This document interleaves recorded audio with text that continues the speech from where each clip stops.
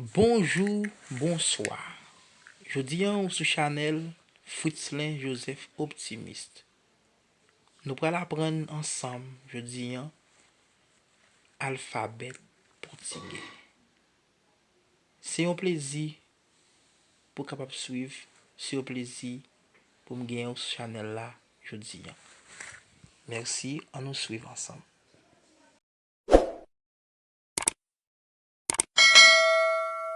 Hoje vamos conhecer o alfabeto oficial da língua portuguesa.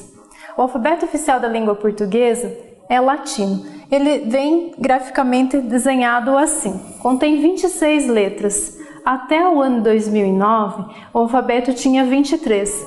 Com o novo acordo ortográfico em vigor, ele passou a ser acrescentado K, o W, o Y, assim contendo 26.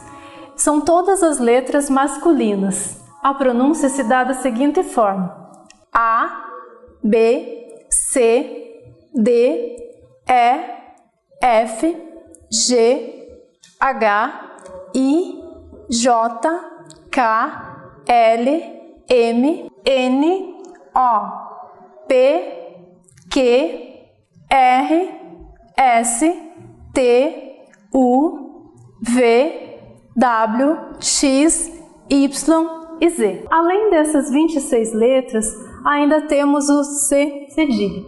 Ele não está no alfabeto porque não é uma letra.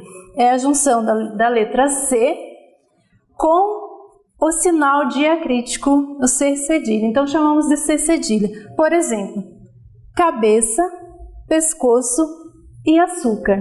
Essas palavras são utilizadas. Então o cedilha, ele vem, sempre depois de cedilha temos o A, O, ou o E e o I não entram nessa regra. Bons estudos e até a próxima videoaula!